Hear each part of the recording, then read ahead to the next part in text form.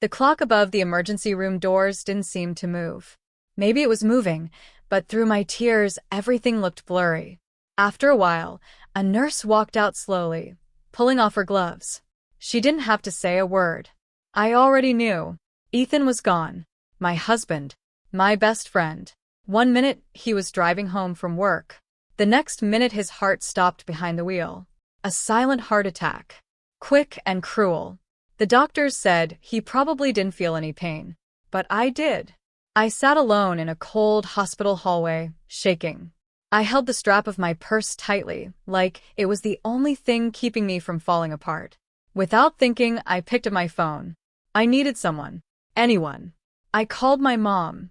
"Mom, it's Ethan," I whispered, my voice breaking. "He's gone. He's gone. Can you please come? I can't do this alone."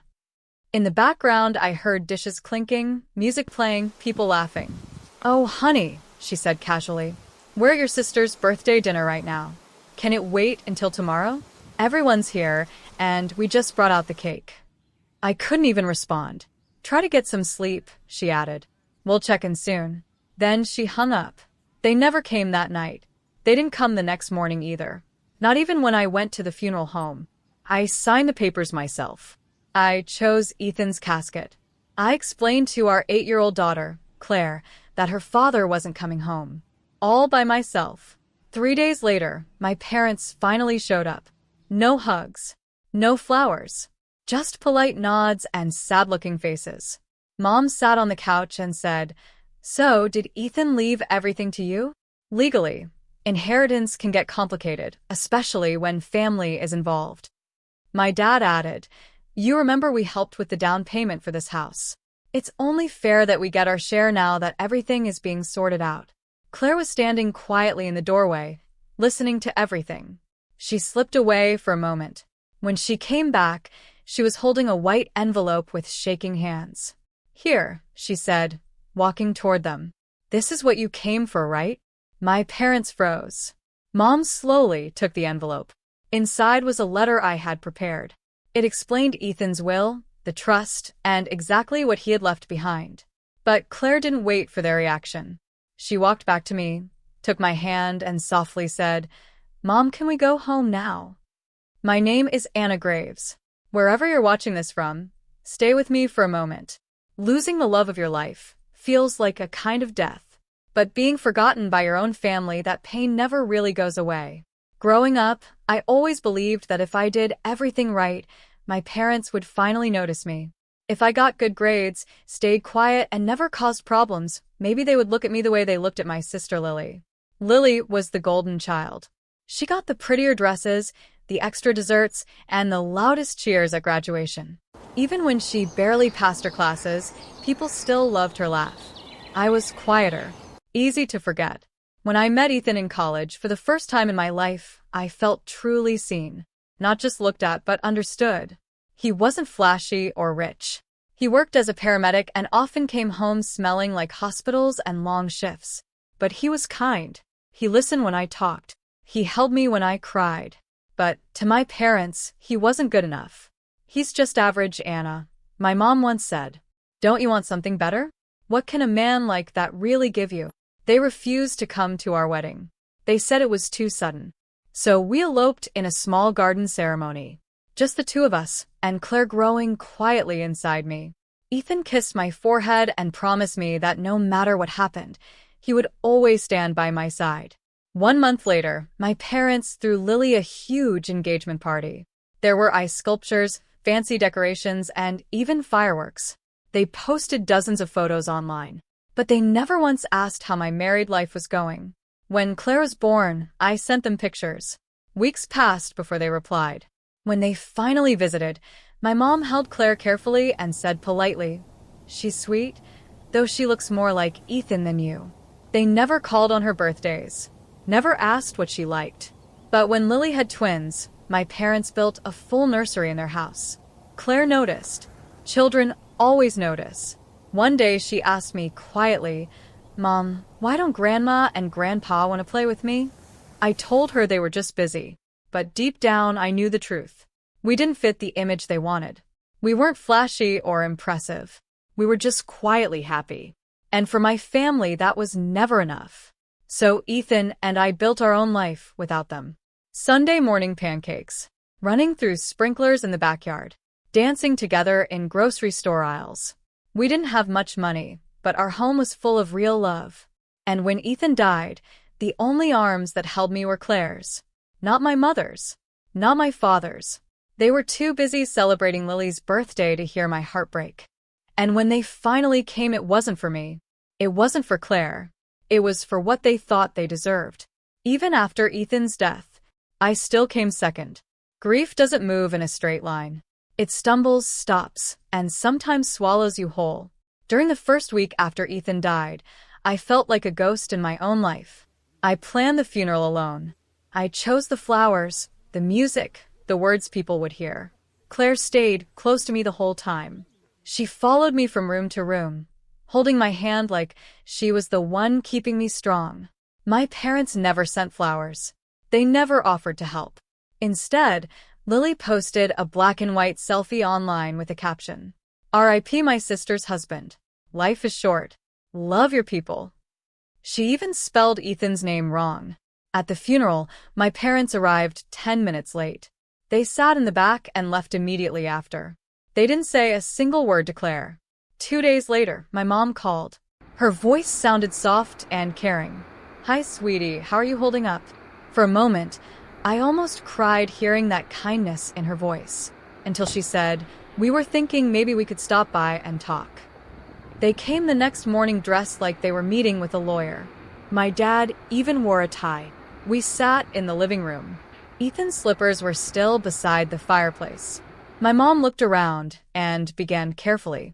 Well, Ethan had a house and some savings, right? We know he wasn't wealthy, but... She looked at my father. Dad cleared his throat. It's just that technically we're family too. With situations like this, it's best to be transparent about what he left behind and how it might be divided. My heart didn't break in that moment. It hardened. They didn't come to check on us. They came to check on the money. They didn't ask how Claire was sleeping. They didn't say they missed Ethan. They came for one thing, money. I'm sorry, I said, swallowing the scream in my chest. Are you asking if Ethan left you anything? Mom gave a tight, polite smile. Well, we helped over the years. The down payment, remember? It's only fair.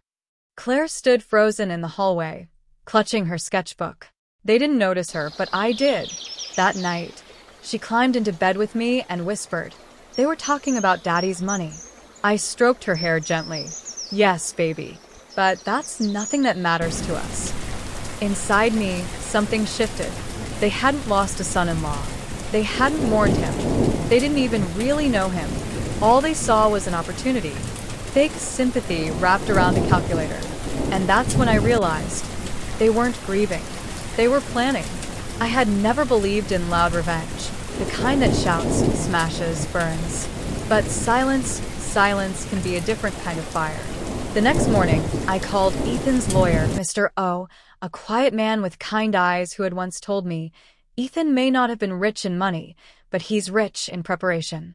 He had been right. Ethan had left everything in perfect order. Living trust, detailed will, Claire's college fund, life insurance, emergency documents, every possible protection, even in death. Mr. O met me with a folder labeled Anna Graves and Claire, personal and confidential. We went through it page by page. Every cent, every document, every decision. Claire and I were the only beneficiaries. Nothing for my parents. Nothing for Lily. No loopholes. No drama. I want to add a clause, I told him. No one, no blood relative, can contest this estate. He nodded. Smart. It's your right. I updated beneficiaries, closed every door they might try to slip through. Then I went home and started building my fortress. A real, locked folder. Inside, copies of the will, trust statements, a letter detailing harassment, screenshots of my parents' messages, and one handwritten note from Ethan. Whatever happens, protect Claire first. She's our legacy. I wasn't angry anymore. I was ready. That night, as I sat at the kitchen table sorting papers, Claire appeared, rubbing her eyes and clutching her stuffed bear. "What are you doing, Mommy?" she asked. "Just organizing things," I whispered. She looked at the papers and then at me. "They're coming for what's not theirs, huh?" I closed the folder, knelt down, and looked into her eyes. "Yes. But they'll leave with what they deserve. And you, my love, you'll get everything your daddy wanted for you." The next day, they rang the doorbell. My parents, standing there with a Tupperware of lemon cake and smiles that belonged in a church funeral, polished, practiced, empty. "Hi, sweetie," Mom said. "We just wanted to check in, see how you're coping." I let them in, not out of kindness, but so they could finally see what Ethan had built with his own hands. The home was alive with memories, Claire's crayon drawings, photos of laughter and joy, simple treasures, not wealth. They sat stiffly, commenting on the rug, the scented candles, the furniture. Dad cleared his throat. "We know this is a difficult time, and we want to be respectful, but we also want to make sure things are handled fairly. Ethan was part of our family, too." Mom added quickly, "Surely he'd want to honor all the people in his life."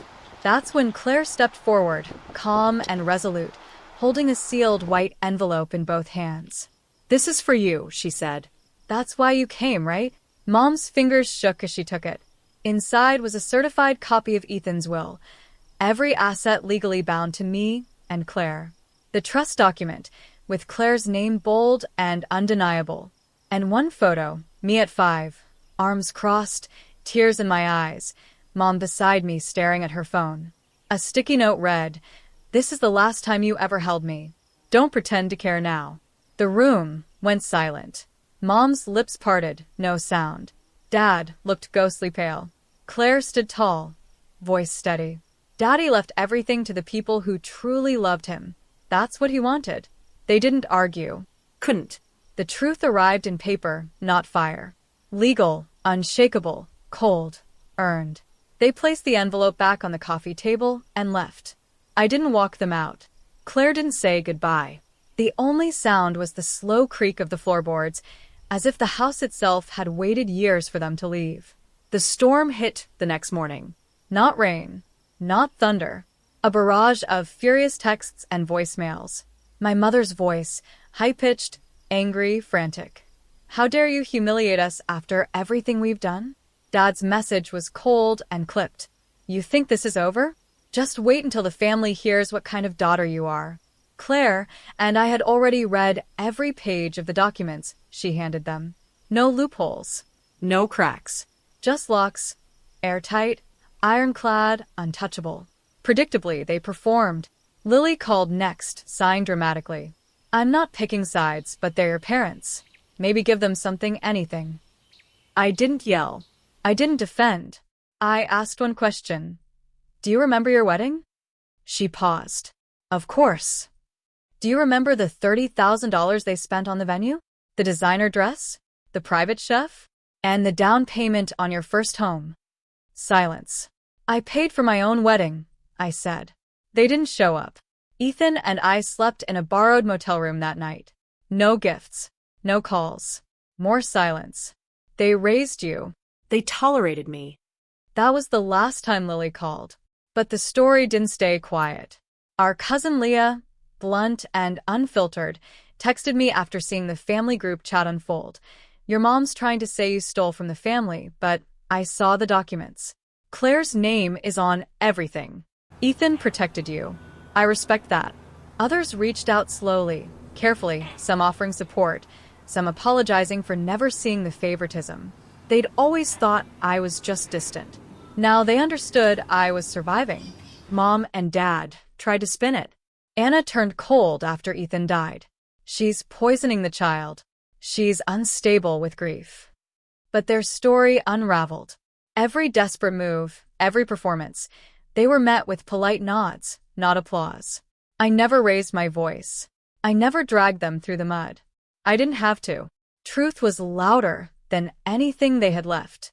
In the silence they once used to ignore me, they now sat alone, isolated, humiliated. Not because I destroyed them, but because they finally had to live in the world they built without me. We moved in early spring. The new house wasn't big. 2 bedrooms, a small garden, a porch that creaked when Claire jumped too hard, which she did often. But it was ours. No ghosts. No shadows. No obligations. Claire's room was painted light blue. She taped her drawings to the walls. In the evenings, she'd sit by the window reading like her dad used to, whispering to the sky as if telling him about her day. She thrived at school, winning art contests, raising her hand, laughing with that wide-open smile she used to hide.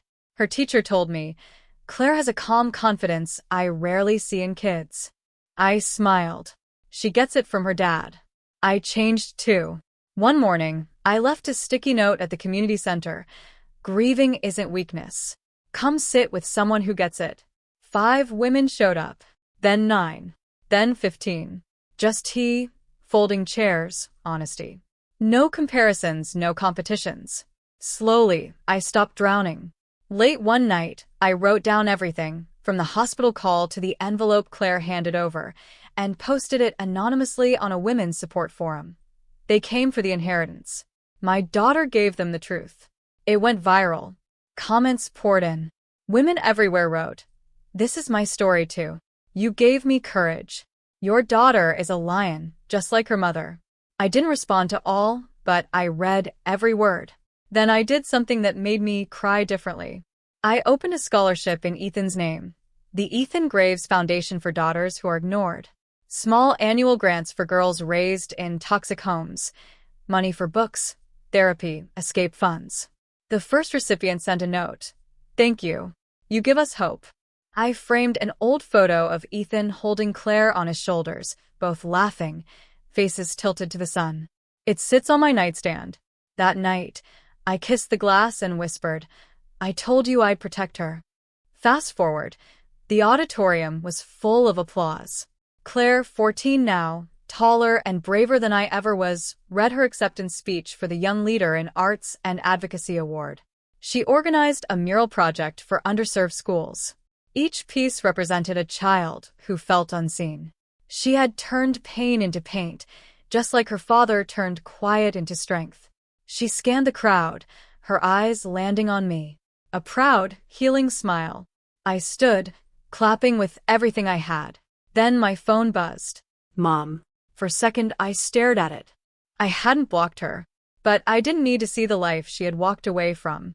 Without hesitation, I silenced the call and slid the phone into my purse. Outside, the sky was soft and golden, like it understood the moment. Claire walked beside me, holding her glass award. "Mom," she asked gently, "do you ever miss them?" I paused. "I miss the parents I wished I had," I said slowly, "but I don't miss who they really were." She nodded, not sadness, just understanding.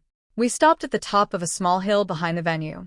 Below, her mural wrapped a gray building in bright, brave colors. No villains. No blame. Just strength. Just memory. Just forward motion.